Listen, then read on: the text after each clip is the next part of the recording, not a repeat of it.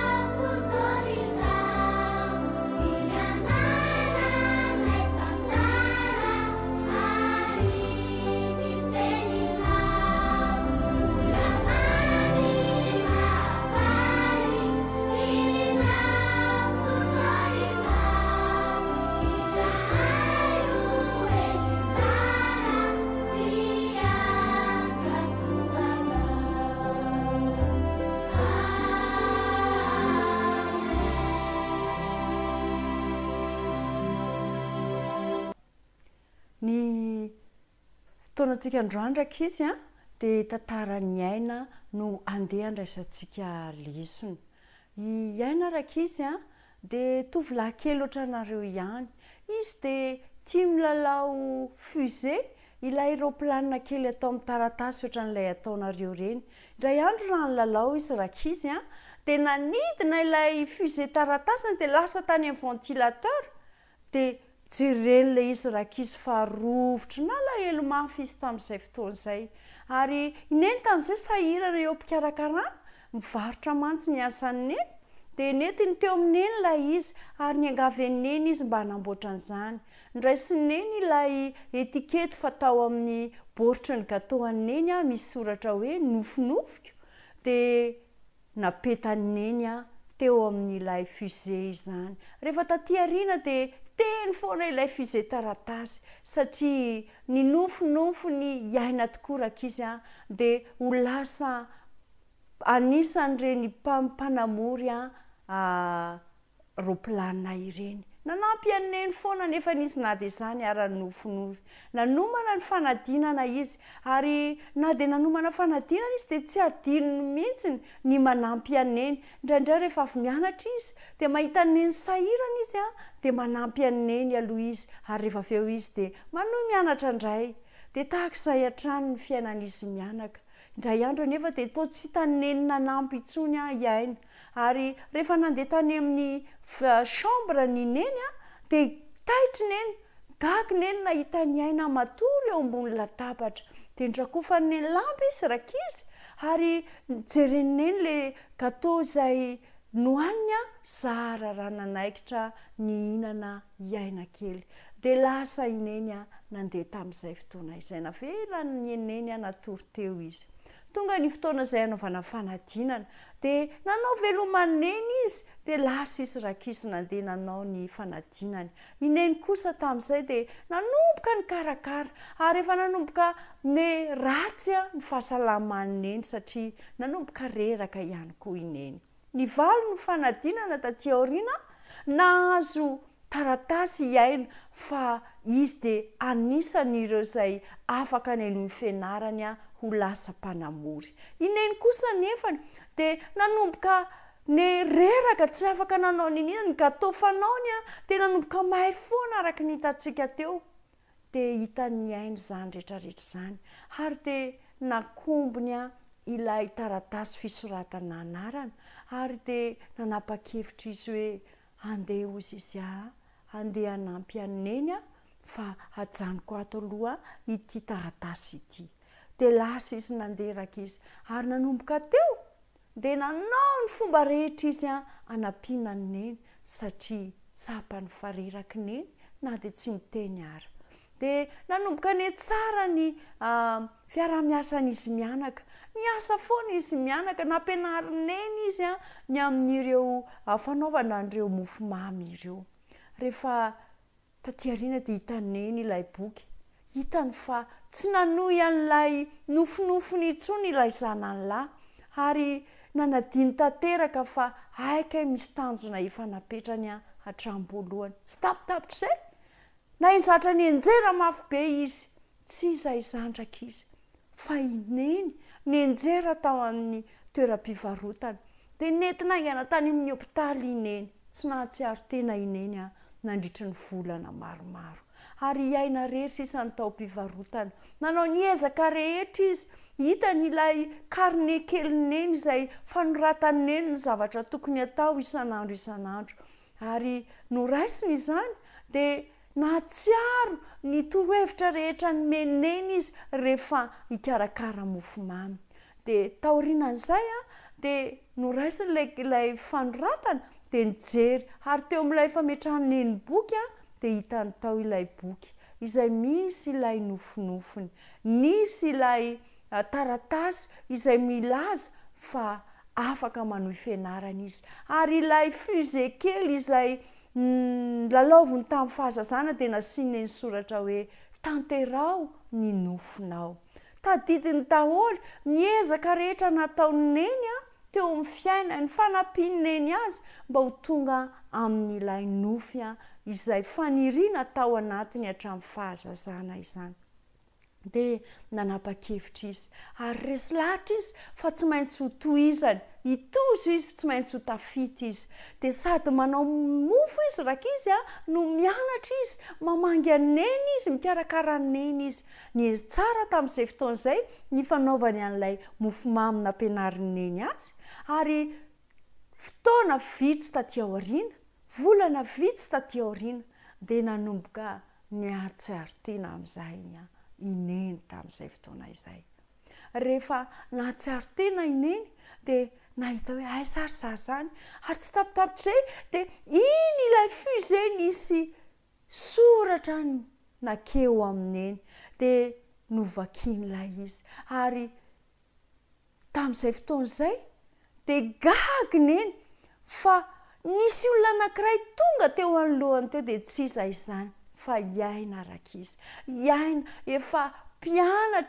efa mpianatra ho lasa mpanamory fiaramanidina ary tsy vitan'izay ihany fa nasehon'ny aina anazy fa natsarain'ny aina ihany koa ny boaty fasianany gâteau aneny mba hanatsara ny fomba fiasan'izy ireo nahatanteraka ny nofo ny aina nahatanteraka ny fandrineny iaina tamin'izay fotoana izay amin'ity hariva ity indray raka izy dia izao no voalaza ao amin'ny ohabolana toko faha-20 ny andininy fahatelo sy ny andininy faha-efatra tapany voalohany manao izao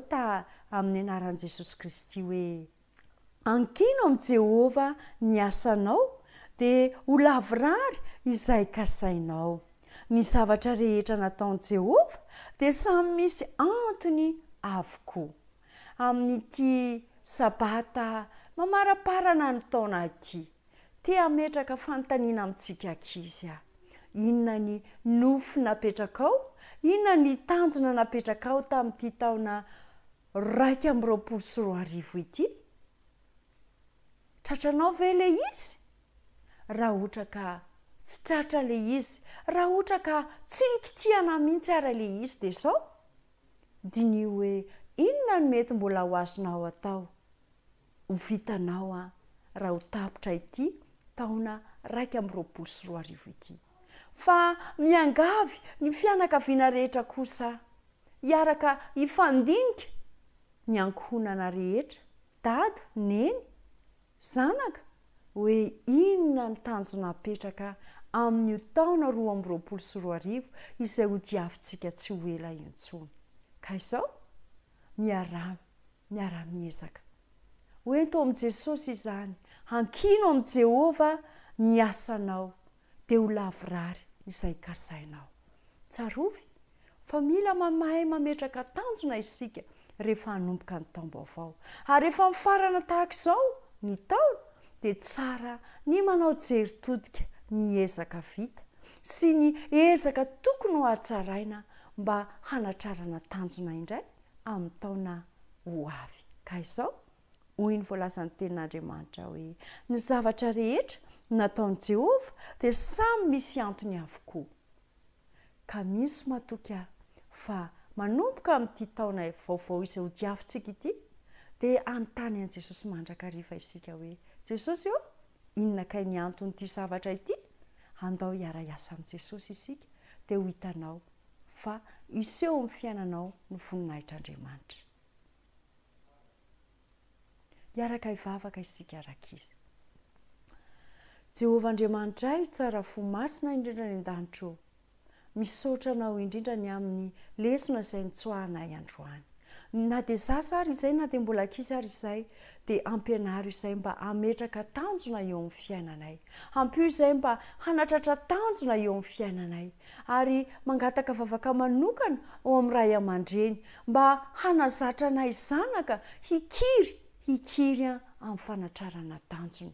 matoky sy mino fa hanametraka ny tanjona eo am-pelantananao izahay Jesosy ary ny voninahitrao niseho eo amin'ny fiainanay tsiraray avy ny fianarana izay ataony ankizy tsiraray avy dia anampy anay ianao ary ireo rehetra izay eo anatiny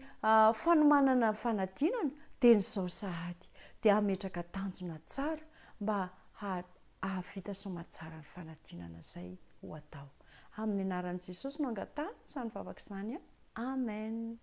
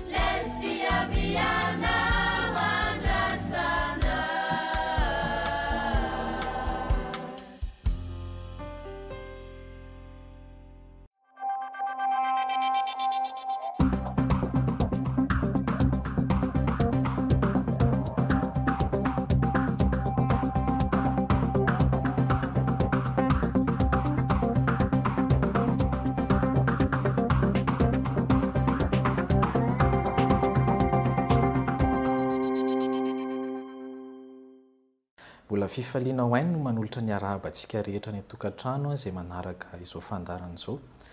Androany isika dia hijery manokana ny fahasalaman'ny nify ny ativava, aretina anankiray na hoe tranga anankiray izay mety efa niainantsika tsirairay avy izany. Tsy inona izany fa ny antsoina hoe halitose intraorale, halitose intraorale na lazaina amin'ny teny gasy tsotsotra hoe ny fofona mahery izay avoakan'io vavantsika io. Izy ity moa dia tsy hoe ny olona anankiray antratra ny izy ity na olona eto Madagasikara na sahala amin'izany, fa voalaza fa ny 500 ny olona maneran-tany dia efa niaran'io avokoa. Fofona mahery avy amin'ny vava izay tsy dia tsara loatra, mety avy amin'ny lela maro any izay mety zavatra mahatonga azy eo am-bavantsika eo ka hodiniantsika manaraka eto. Ny fofona mahery avy amin'ny vava io dia voalaza koa fa 80 hatramin'ny 70 isan-jato dia manana fototra avy eo amin'ny vava, izay mampa hoe halitose intraorale azy, satria misy ihany koa ny halitose extraorale. Fa ny amin'ity anio ity dia le halitose intraorale dia diniantsika manokana eto. Izy ity dia mety toe-javatra mandalo, mety hoe le ohatran'ny hoe mandalo antsika le fofo maraina reny dia mety efa samy natsikaritra an'izany hoe misy fofona tsy dia tsara loatra avoaka amin'ny vavantsika, na mety zavatra efa mitoetra, izany hoe tsy hoe le vao avy mifoha dia avy miborosy nify na sahala amin'izany dia afaka le fofona, fa hoentintsika mandeha amin'ny tontolo andro eny ary mety maharitra andro maromaro na efa volana maromaro mihitsy ka miteraka mety fahasorenana ho an'ny tena manokana na koa miteraka olana eo amin'ny fifandraisantsika sy eo amin'ny fiarahamonina manodidina antsika. Dia raha ina ary ny tena hoe antony mahatonga ity halitose intraorale ity. Microbe moa zany ny tena mahatonga an'izy ity halitose intraorale ity. Ao am-bavantsika tsirairay avy eo dia samy misy karazana microbe anaérobie moa izy hoe zany hoe tsy mila loatra ny oxygène fa rehefa misy an'ireo sakafo zay tafiditra ao am-bavantsika ao na misy sela maromaro koa izy ao am-bavantsika ao dia avadika io microbe io potehan'le izy zany dia mivadika entona izay antsoina hoe composé sulfuré volatile composé sulfuré volatile ka izay zany no mivoaka avy eo amin'ny vavantsika ao ka rehefa entsika izy dia manome an'izay fofona tsy dia tsara loatra izay fofona zay fantatra moa zany fa ny sakafo izay misy an'io composé sulfuré io na hoe misy an'le sofra toy ny chou-fleur ny atody dia somary misy an'izay fofofona mahery zay ny ahitana an'ireo microbe ireo am-bavantsika ao dia amin'ny aon'le antsoina hoe plaque dentaire io dia karazana couche na hoe fitambarana microbe maromaro eny amin'ny nifitsika eny dia manome an'io plaque dentaire io any zany le microbe no mipetraka ary rehefa misy ambina sakafo mandalo na sahala amin'izany dia avadika le microbe ny composé sulfuré volatile io ny tena ahitana an'ireto plaque dentaire le microbe rehetra ihany koa dia eo amin'ny lelantsika eo na le antsoina ihany koa amin'ny tenin'ny vahiny hoe enduit lingual mety mahatsikasika hoe raha manana fitaratra tsika ny atokantrano any raha mijery fitaratra kely dia raha voakantsika eo ny lelantsika dia misy an'io ohatran'ny fotsifotsy io amin'ny lelantsika eo indraindray moa izy io rehefa tena matevina be dia lasa ohatran'ny somary manopy mavomavo izay le izy ka io zany le enduit lingual izay tena anisan'ny antony goavana be mahatonga an'le halitose intraorale ary voalaza tokoa zany fa raha hoe misy olona zany io iarany hoe tratran'io halitose intraorale io dia ny 10 isan-jaton'io halitose io dia avy amin'io enduit lingual io zany tena mahatonga azy zay zany no tena hoe fototra mahatonga an'le halitose dia ndeha jerentsika manaraka eto indray ny antony mahatonga io halitose io voalohany amin'izany eo ihany moa zany le hoe sakafo izay mety hoe hoantsika ohatrany hoe toy ny tongolo fa io moa tsy resantsika fa ny tena hoe antony ara-medikaly ny tena resantsika eto fa izay tongolo izay koa miteraka an'io ohatrany hoe fofona avy amin'ny vavantsika io voalohany tena hoe goavana amin'izay mahatonga an'izay halitose izay dia ny tsy fanaovantsika tsirambina ny fanadiovana ny ady vavantsika io zany ka rehefa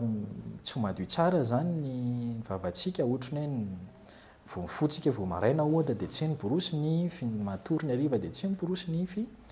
dia lasa maro zany le microbe am-bavantsika ao rehefa maro ny microbe ao dia efa amin'le tsy miborosy nify ihany koa dia misy ambina sakafo koa am-bavantsika ao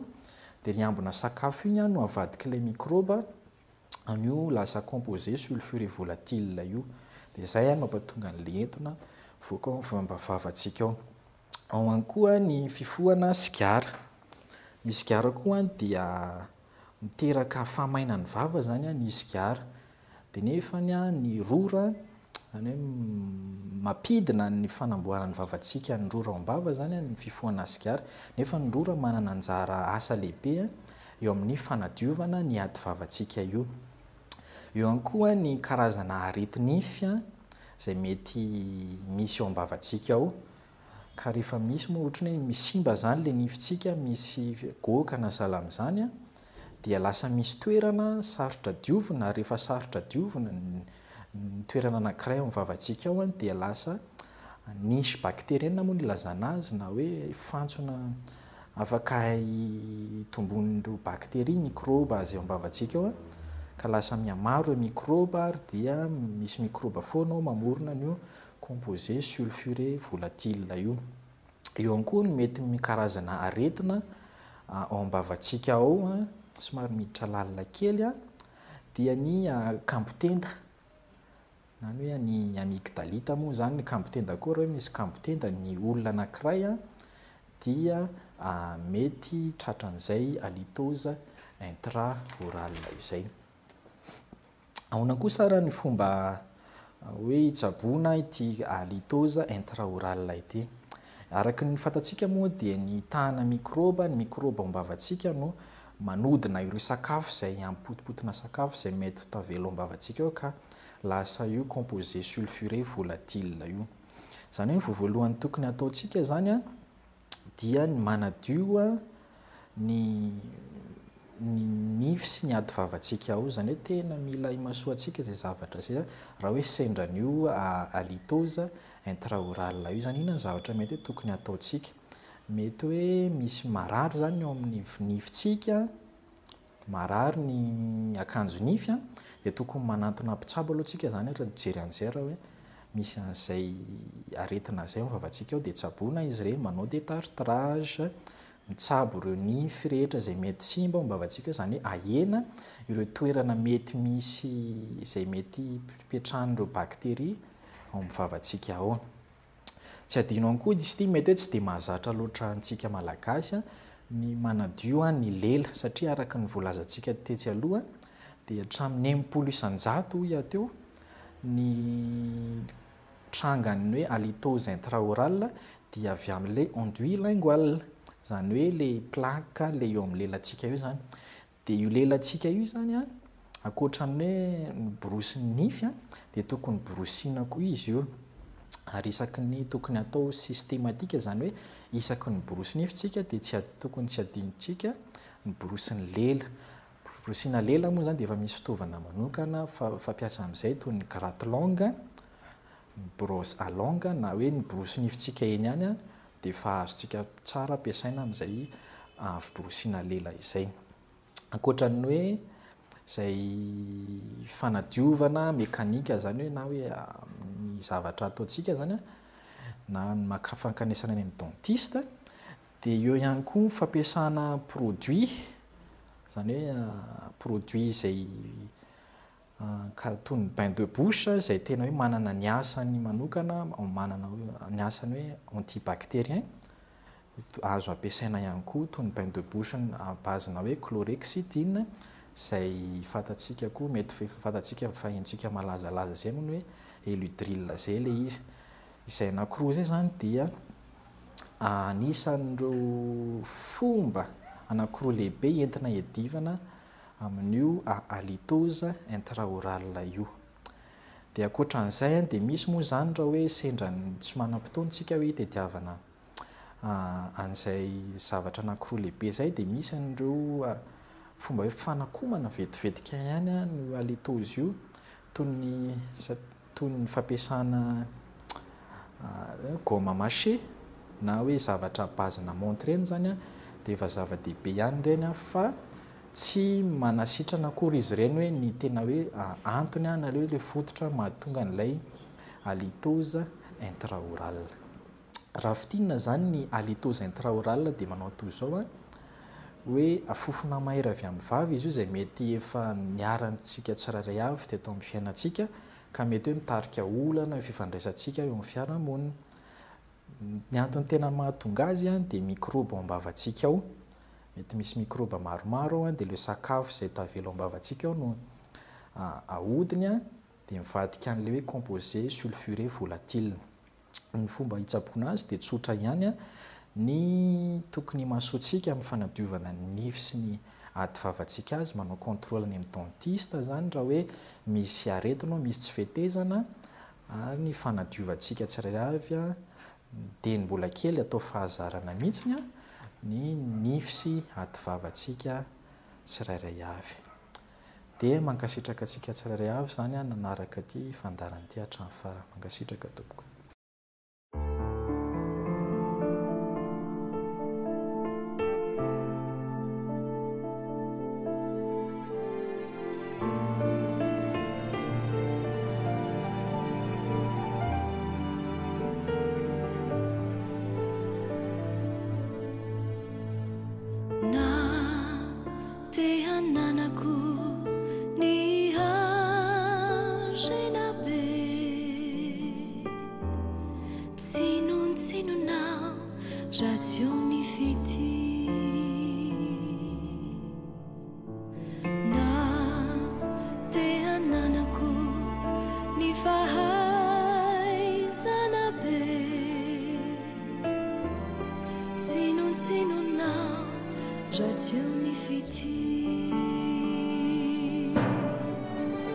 See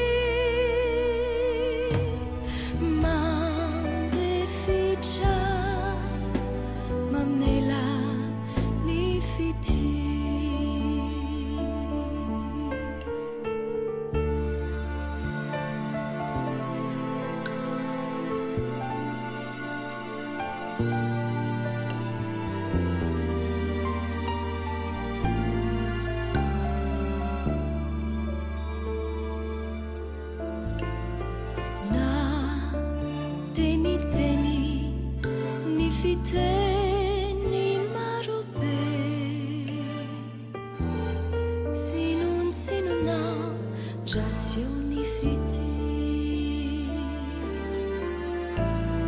na dezarako ny mahantra ny arena be tsinona ratsy eo ny fity tsy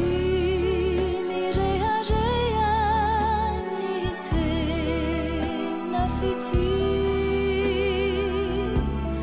manetry tena ny tena fity mino se mana tena ny fity mandefitra mamela ny fity tsy mirehareha ny tena fity manetry tena ny tena fity mino se mana tena ny fity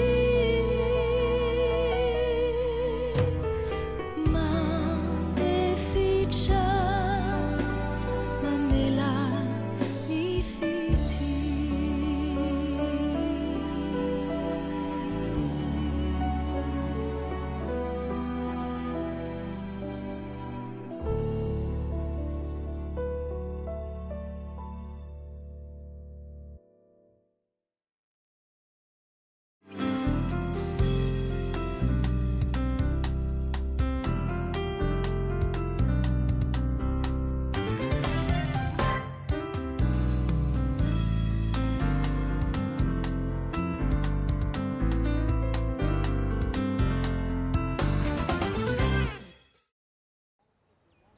mizotra ho amin'ny fombiazana io indray ny fandaharana izay mandondomaravarana ho ato amin'ny mpianakavo amin'ity an'ity tsy lorana ny fiarabana finaritra isika rehetra fandaharana ho an'ny tanora kanefa tsy manilika anao ray aman-dreny ianao misy ihany koa ary ny tena saina ary anasana mpitiavana andreo ankizy madinika ihany koa ho amin'ny anio isika dia hijery loha hevitra anankiray manao hoe mbola hita taratra eny anivon'ny fiarahamonina ve ny fahalalam-pomba ho an'ny tanora ny resahana eto ny fahalalam-pomba eo anivon'ny tanora zany tsy ampiandrelanao izahay fa avy hatrany dia hiditra ao anatin'ity fanadihadiana ity isika manasanao avy hatrany ary izahay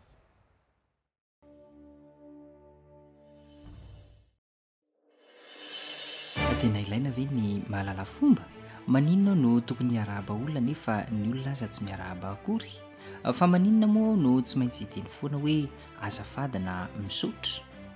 tsy mila mahalala fomba amin'ny iray tapo amiko satria samy olona iray trano ihany izahay efa nyteny toy izany koa ve ianao mahasoa mantsy ny mahalala fomba inona no soa azonao raha mahalala fomba ianao inona no azonao atao mba ahatonga anao ahalala fomba kokoa kanefa mialoha izany rehetra izany mbola hita taratra eny amin'ny tanora ve ny fahalalam-pomba amin'izao fotoana izao arahoary ny hevitry ny ray aman-dreny sy ny tanora vitsivitsy sasany aloha hita taratra moa sasany fanahaniana angany tena betsaka raha le fanaovana fanahaniana indraindray mandeha tsy manao mbaylalana mandeha tsy miarahaba olona zany zao mety ny mandeha daholo zany tsy tantaratra ntsony satria misy ny tsy manao azafady tsy mitona entan'olona raha ohatra hoe misy ananina kely dia ohatra hoe raha anaty bisy zao izy dia tokony hoe raha misy olona bevoka dia izy natao le olona bevoka no mipetraka na hoe olona antitra dia le antitra no mipetraka fa izy tsy mahalala fomba zany le tanora sasany efa mihevery izy raha amin'izao fotoana izao na eo amin'ny fiarabana na eo amin'ny fanaovana azafady zao dia efa very tsy hita taratra ohatra zao ny firavana zao dia tsy mivoaka amin'ny tanora tsony zany dia fitondrana entana ohatra hoe le zoky olona mitondra entana tsy dia miasan'ny kely ohatra raha sendra fanena amin'ny kely mbola hita taratra eny amin'ny tanora ve ny fahalalam-pomba amin'izao fotoana izao ahoana no endrika sehoan'izay hoe tsy fahalalam-pomba izay raha ny hevitrao? Inona no soa azonao raha mahalala fomba ianao?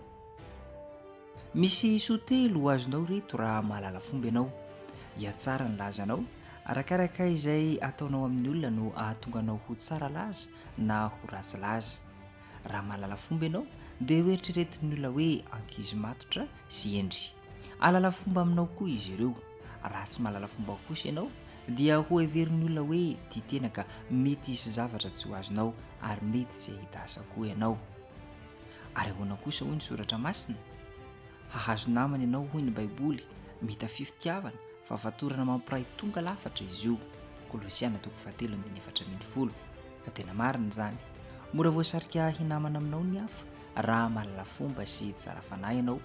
Iza tokoa moa no te hinamana amin'ny olona tsy mahalala fomba sy ratsy toetra?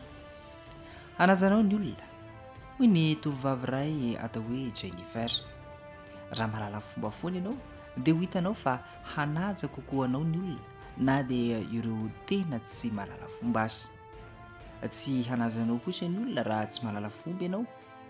Milaza ny Baiboly hoe araka izay famarina ampiasainareo no hamarina ho anareo. Mateo 7:2. Tadidio ary hoe mifanerasera amin'ny olona foana isika isan'andro. Raha mahalala fomba ianao dia hiova ny fiheveran'ny olona anao ary ho hajaina ianao.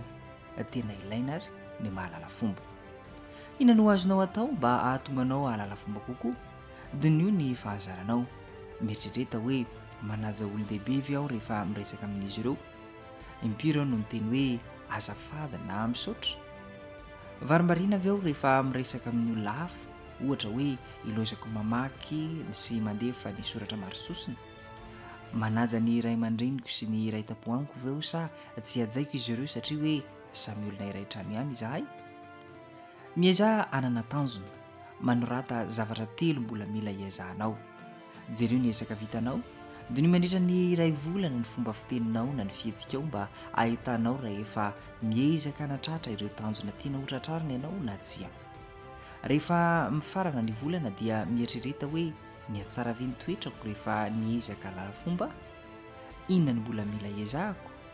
Miezaha avy eo anana tanjona hafa mifanaraka amin'izany. Milaza ny Baiboly hoe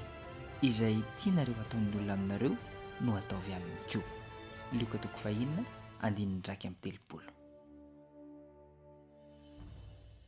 Dia saminatsapa isika tsirairay avy tany atokantrano fa nahaliana ny resadresaka izay na efa fampijirana na ihany koa ny fanadihadiana izay natao tamin'ireny karazan'olona samihafa ireny na hitantsika taratra fa tena hoe efa somary tsy dia hita loatra eo anivon'ny fiarahamonina, eo anivon'ny tanora izany resaka fahalalam-pomba izany. Fa izao ndao indray tsika hanaraka ny hevitry tsy mpanabe anankiray ity ary izay miresaka amintsika hoe inona ny antony tsy ahitana takatra an'izay fahalalam-pomba izay eo anivon'ny tanora ary ahoana no hanampiana azy ireo amin'izany.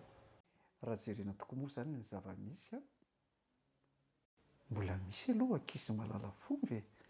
Mbola hitanao eny naninany eny hoe ankizy miarahaba, ankizy malala misaotra, ankizy manao azafady. Misy sekoly ahitanao an'izany eny an-tanàna eny, eny am-piangonana eny mbola misy izany. Fa ny zavatra tsikaritra fotsiny dia ity hoe ohatrany tsy betsaka intsony izy ireny. Ohatrany hoe raha alaina sary amin'ny ankapobeany izany dia ohatrany tsy dia hita taratra firy intsony ny fahalalam-pomba avy amin'ny ankizy na ny fahaiza-miaina avy amin'ny tanora amin'izao vanim-potoana iainantsika izao. Izay aloha izany zava-misy ary inonay fa hitovy hevitra aminay isika izay mandinika ny zava-misy eo anivon'ny fiarahamonina. Kanefa tsy maintsy dinihantsika hoe inona moa ny antony mety mahatonga an'izany? Inona ny mety antony mahatonga an'izany? Zavatra tsapako matetika dia ity hoe misy ihany aloha ao hoe mety hoe tsy fahalalana ao amin'ny ankizy sasasasany. Misy ihany koa ny tanora mantsy indray ohatrany hoe eo mahatanora azy fa ohatrany sarosarokenatra izay izy indraindray. Dia ohatrany hoe gejainy le henatra ao aminy le izy tokony hiarahaba, izy tokony hiresaka, izy tokony hanao azafady. Misy an'izay ao amin'ny tanora izany.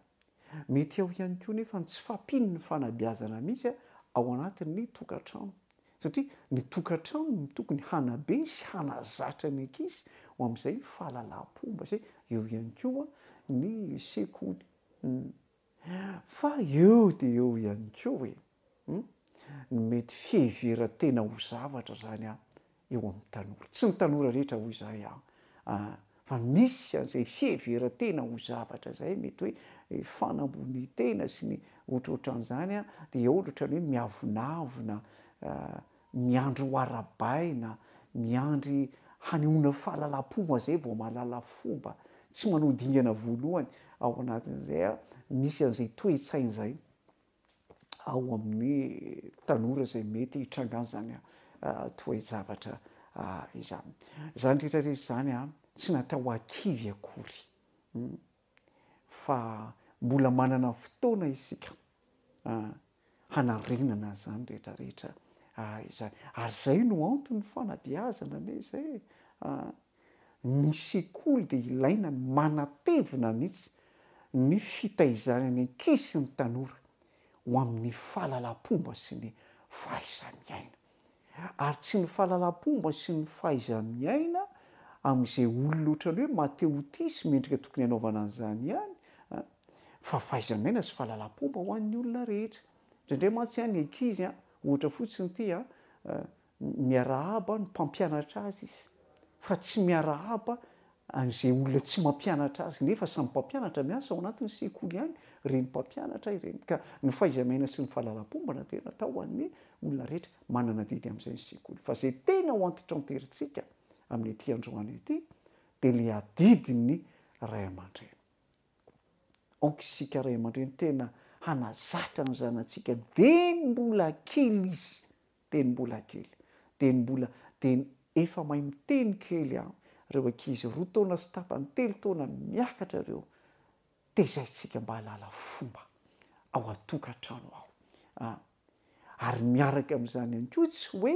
mampianatra azy ireo ny fahalalam-pomba amin'ny fitenenana fotsiny sika fa indrindra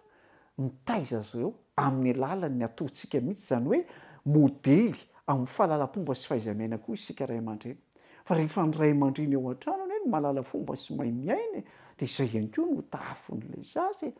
dikan'izany zany isika ray aman-dreny de tokony hijoro ho am-piainana tsara ho an'ny zanakitsika izany ny amaranantsika azy de ty hoe ny fiangonana ihany koa manana didy ao anatin'izany ny fikambanan'ny ankizy eo anivon'ny fiangonana ny fikambanana izay mitaiza ny tanora de tena tokony hiasa mafy hanampy ny ankizy amin'izany hoe fahalalam-pomba sy fahaiza-miaina izany ary tsy ny fampianarana azy ireo fotsiny ny fahalalam-pomba sy ny fahaiza-miaina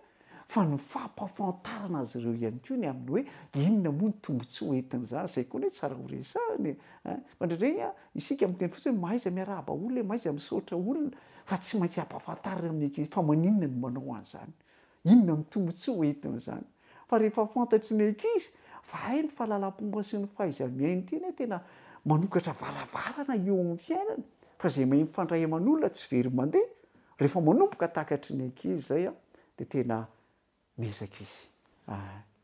manao zay azony atao amin'izay fahalalam-pomba sy fahaiza-miaina zay ka dia mampahery ny tanora sy ny ankizy rehetra zay ho amin'izay ary mampahery ihany koa ny ray aman-dreny sy ny mpanabe rehetra ifanometanana mba hampiakatra indray izany fahalalam-pomba sy fahaiza-miaina eo amin'ireo taranaka faramandimitsika ireo izay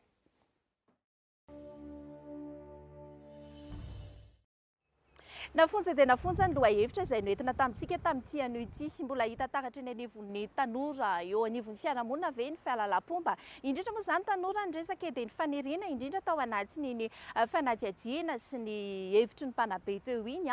dia tena hoe ny ahatonga ny tanora hizotra amin'ny fahombiazana izy amintsika tanora moa tsy dia hiditra ao anatin'izany hoe ahita fahombiazana izany ary anisan'ny tsambara telo anankiray ahitana fahombiazana izay le fahaizana sy fahalalam-pomba eo amintsika tanora tsirairay izay dia mikatona tretondray aloha fandaharana fisaorana fankatelemana no atolotra antsika tsirairay avy tany atokantrano miaraka taminay mametraka ny mandrapitafa mandrapiresaka indray izay ary ho amin'ny herinana anio loha-hevitra hafa indray no efa homanina eo anao.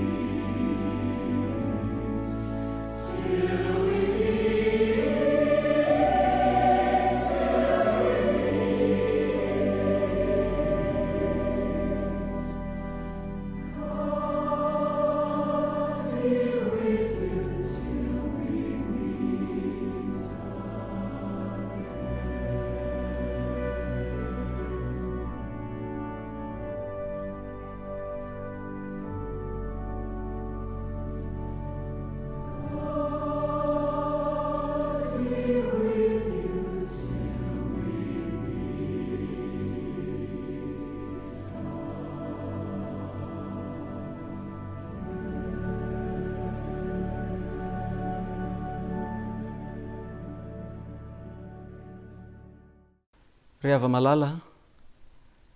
androany zany ny fizarana farany amin'ity dinidinika nataontsika kasika ny soratra masina arak'izay voalazany Kristy ao amin'ny Jaona 5:12 ao amin'ilay fanoarana ny amin'ny voaloboka hoe tomoera amiko ary izao aminareo. Faly niaraka taminao nandritra izay fotoana izay fa indrindraindrindra faly hiaraka amarana azy amin'ity fizarana androany ity sika. Fizarana izay mitondra ny lohateny hoe Kristy miasa amin'ny alalako. Hivavaka aloha isika.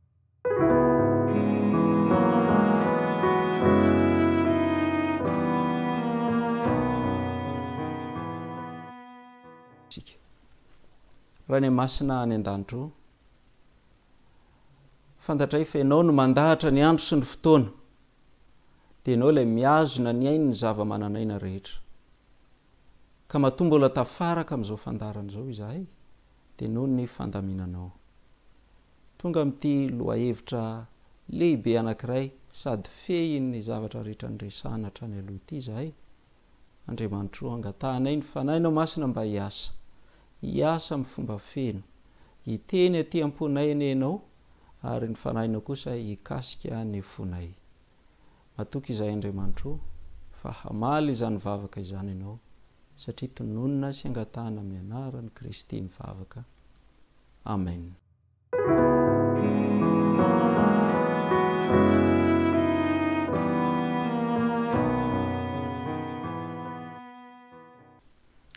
Ravana malala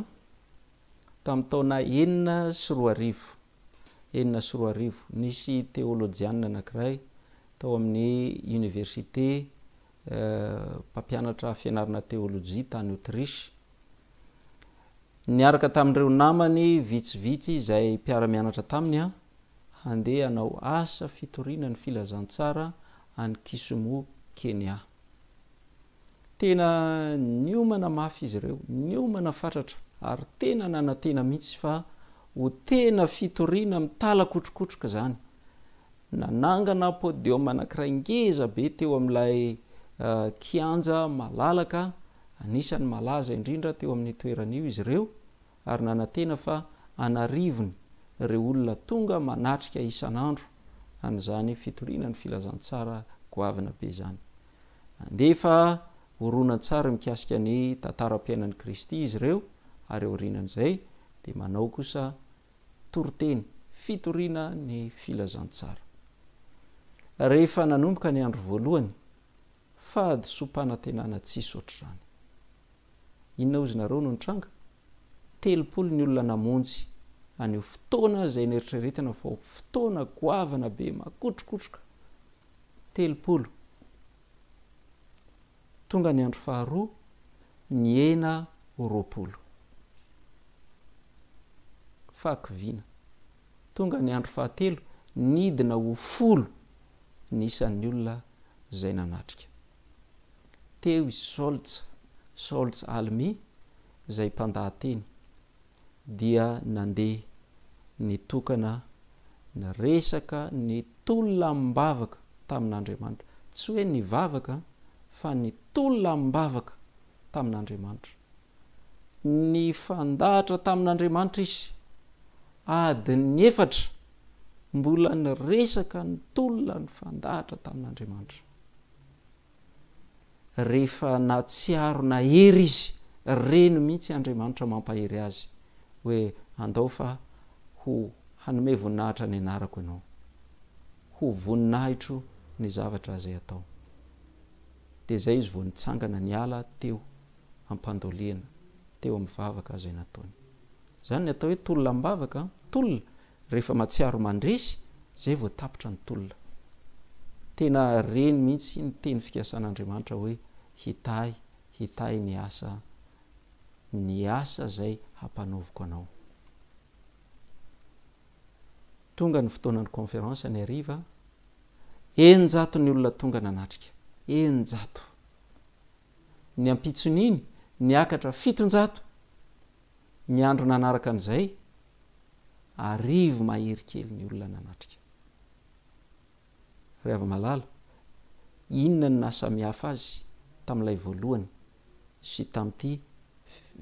tapany faharoa zay nanehoan'andriamanitra ny heriny ho fanomezam-boninahitra ny anarany ray ihany ny zavatra niova ray ihany dia isolt halme zay tena nanolo tena natokana tanteraka ho an'andriamanitra ny tenany dia andriamanitra no mandamina ny zavatra rehetra ny fanolorantenany feno tanteraka ho an'andriamanitra zay ihany ny nasamihafa azy ravana malala hitanao zany zao ny fahasamihafana tsy mitovy ny hoe izaho miasa ho an'andriamanitra sy ny hoe andriamanitra miasa amin'ny alalako raha izaho no miasa ho an'andriamanitra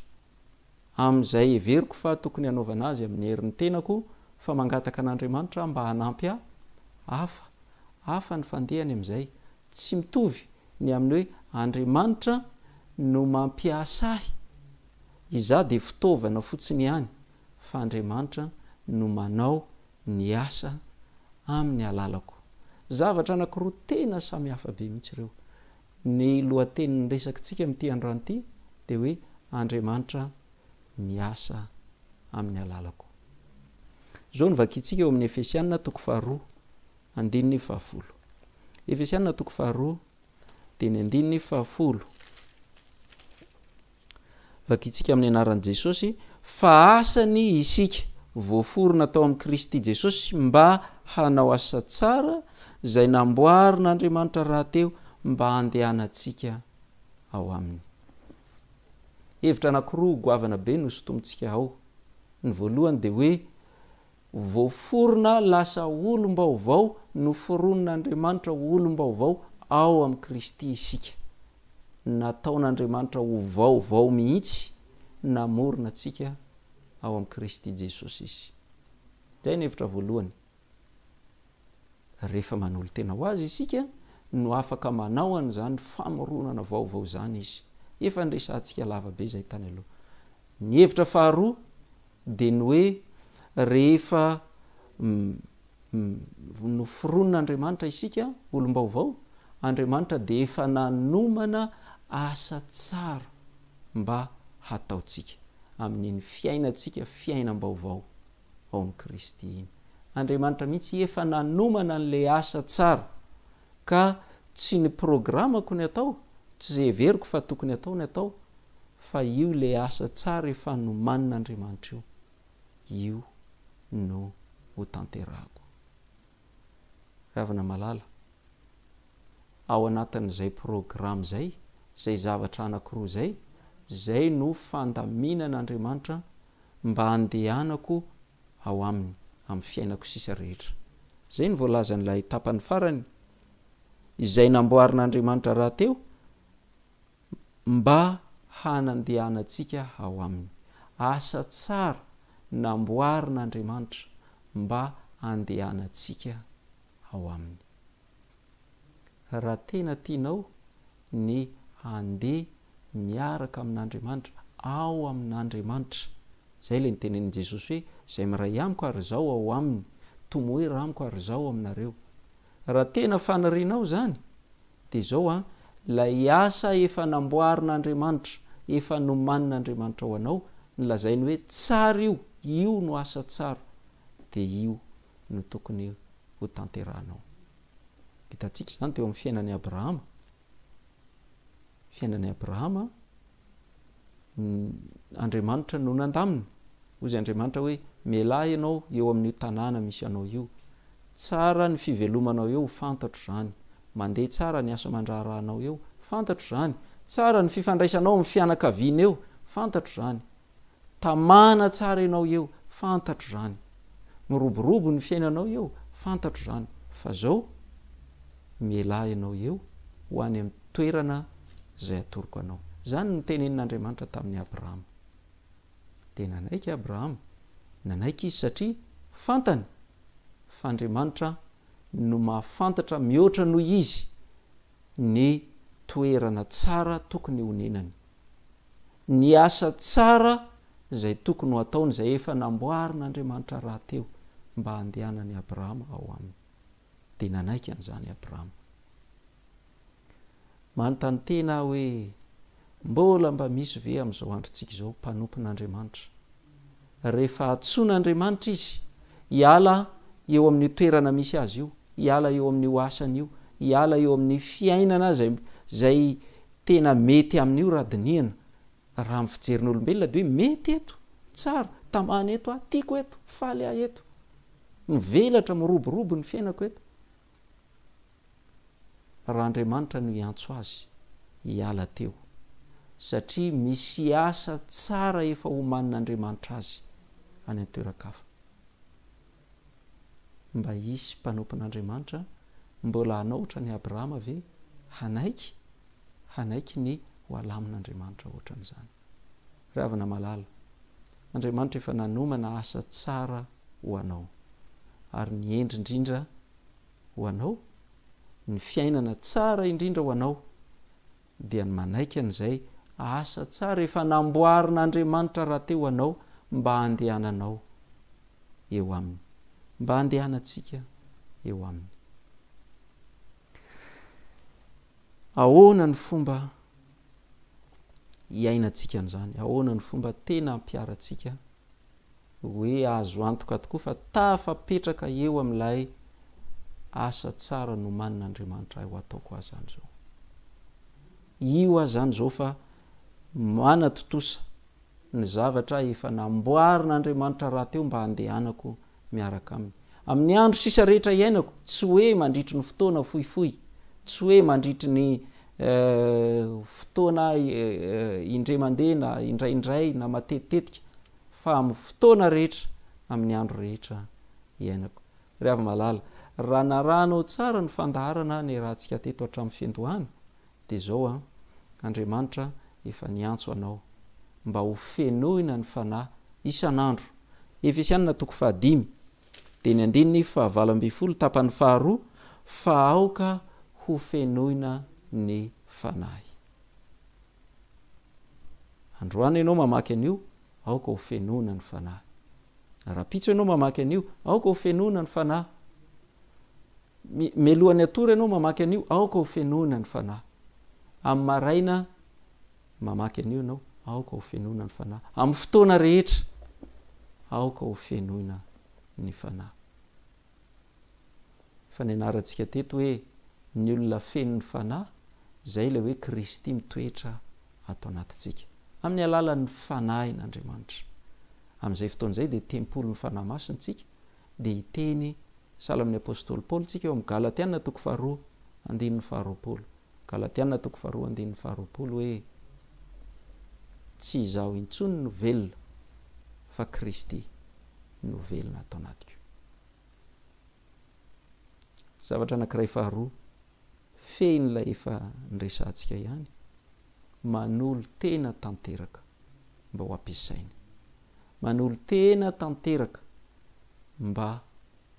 hanao zay asa tsara efa namboarin'Andriamanitra mba ho ataoko tsy manisy adivarotra tsy hoe ndraindray manaiky ndraindray tsy manaiky Romanina 12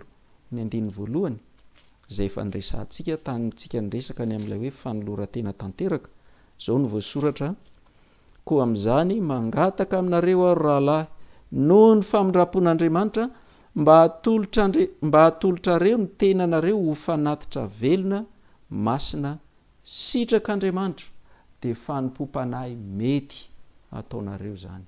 zany no mety ataonareo atolory ny tenanao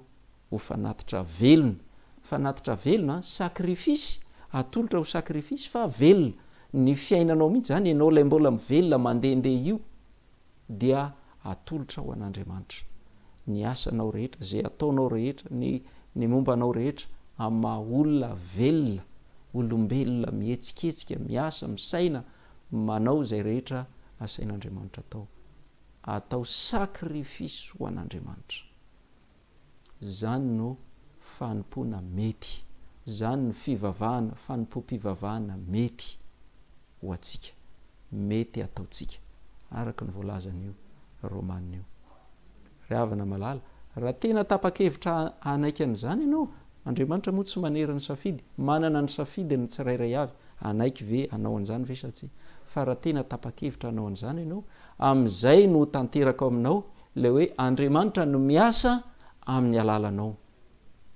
tsy ianao no manao ny asa zay everinao fa tokony atao an'andriamanitra dia mangataka hoe andriamanitra ao mba tahio a amin'ity asako ity tsia fa andriamanitra no iasa amin'ny alalanao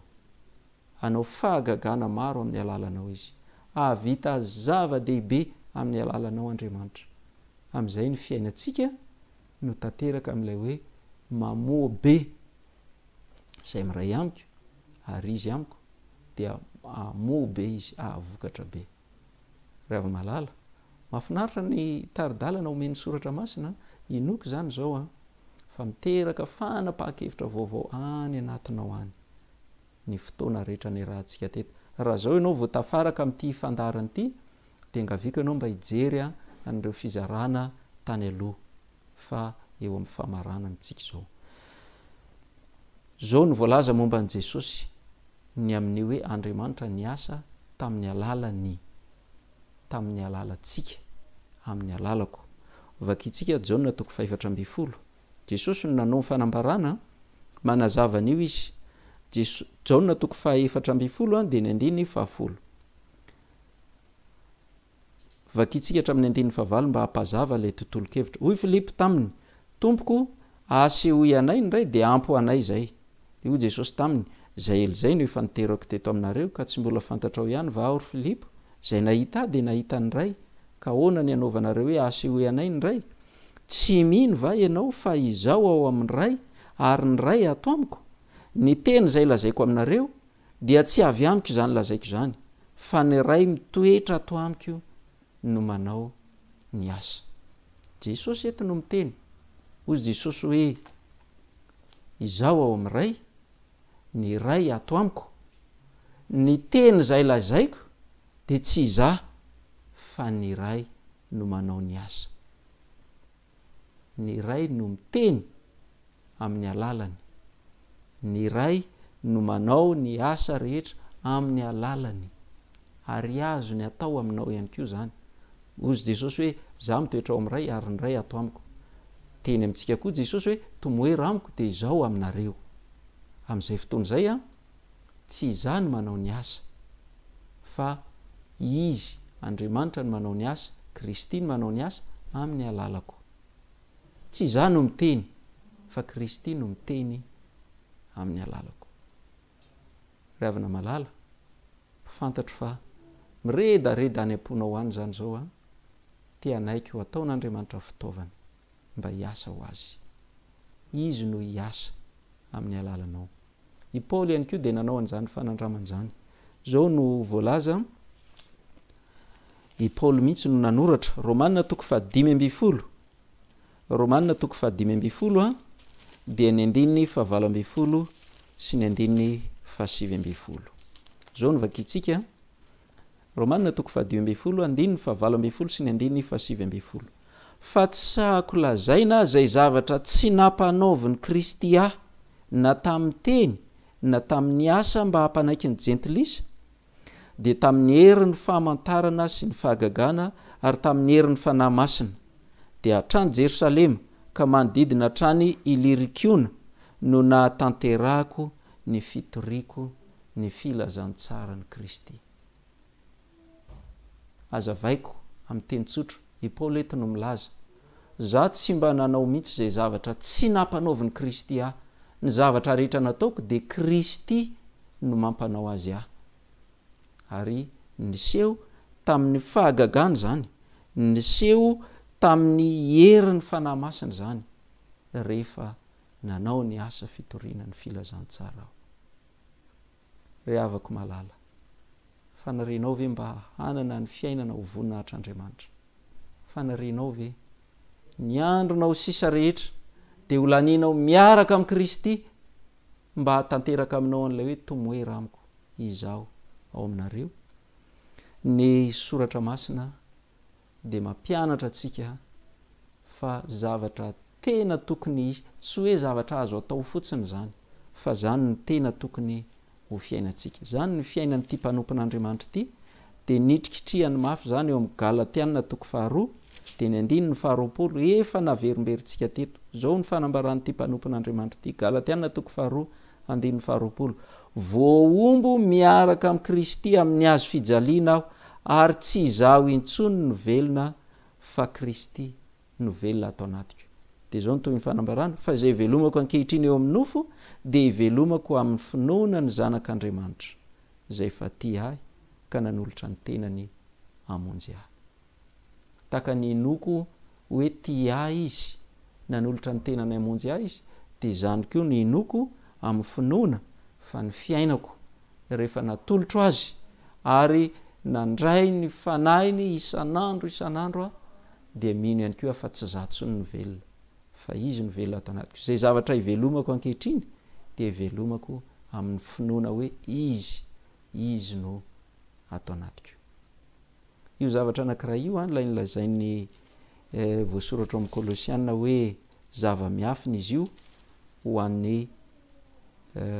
olona zay tsy mianatra ny soratra masina ary tsy nahazo an'izany fahazavana avy amin'ny tenin'Andriamanitra ny Kolosianina toko voalohany ny andiny ny fafito amby roapolo ny vakitsika zay efa tiana asaiko ianao mba hamaky ny tontolo-kevitra rehetra Kolosianina toko voalohany ny andiny ny fito amby roapolo ny vakitsika zay efa tian'Andriamanitra ho nampahafantarina ny hareniny voninahitry ty zava-miafiny ty any amin'ny jentilisa dia Kristy ao anatinareo zay fanantenana ny voninahitra zava-miafina Kristy ato anatiko fa nomen'Andriamanitra atsika izany tsy ambaratelo zany nasehon'Andriamanitra atsika ny ahafahantsika manana n'izany fiainana zany hitahy ianao ny Andriamanitra revaka malala hitahy atsika rehetra ny izy mba ho fiainantsika zany mba ho zava-misy eo amintsika zany tsy zava-miafina intsony fa tena fiainantsika mihitsy ary fiainantsika tsy mandalo tsy hoe miaka-midina eo tapatapaka eo fa tena ho izany isika mandra-piavin'ny tompontsika eny amin'ny raon'ny lanitra dia zava-misy eo amintsika ilay hoe Kristy ao anatintsika fitinina ny zavatra rehetra nyresahantsika teto nandritra n'izay loha hevitra fito ny fanesesy zay a ry havana malala aoka mba ho fandaram-potoananao voalohany isan'andro ny mitolona mibavaka amin'Andriamanitra mba hazonao antoka fa nandray ny fatra feno ny fanahy masina ianao angatao Andriamanitra mba hanome anao ny fanahy masina faharoa aoka mba ho voatolotra tanteraka ho an'Andriamanitra ny tenanao ny fiainanao mba ho ampiasainy arak'izay heverany azy ny tenin'ny Kristy izay miresaka amintsika manao hoe izay miray amiko izay mitoetra amiko ary izao aminy dia mamobe izy ho hitanao ny vokatra zany eo amin'ny fiainanao tanterahan'Andriamanitra eo amin'ny fiainanao zany tanterahan'Andriamanitra eo amin'ny fiainantsika zany vomanao hoana karazany takininona izy ny malala fa ho hitanao fa ho feno vokatra ho feno fahombiazana ny fiainanao sisa raharahantsika zany voalaza ny soratra masina zany hitahy atsika rehetra ny Andriamanitra mba ho zanaka mpankato an'izany lesona rehetra voalaza ny tenin'Andriamanitra izay ny rahantsika teto izany hivavaka tsika tompoko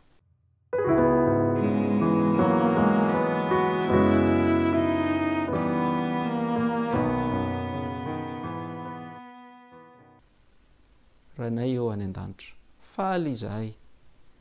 fa tena nazavainao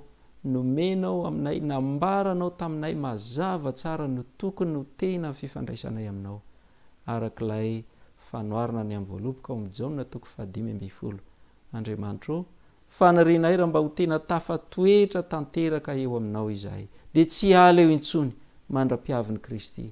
eny amin'ny raon'ny lanitra ary ianao kosa angatanay mba hanampy anay amin'izany angatanay ianao mba hanampy anay mba hatonga anay ho tena hangataka sy haniry ny fanahinao masina satria raha izany tokoa noho izy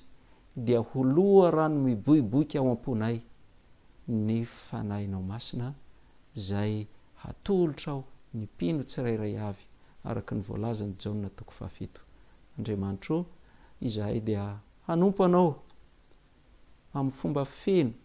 manontolo. Angatanay kosa Andriamanitro mba ho ampinao izahay amin'izany fanariana miredaredy zany, dia mba ho tanteraka ao aminay ilay tenin'ny soratra masina manao hoe tomoera amiko izao aminareo ary ianareo kosa hamobe hahavokatra be vokatra izany. Tononoko amin'ny anaran'i Kristy izany vavaka izany. Amen.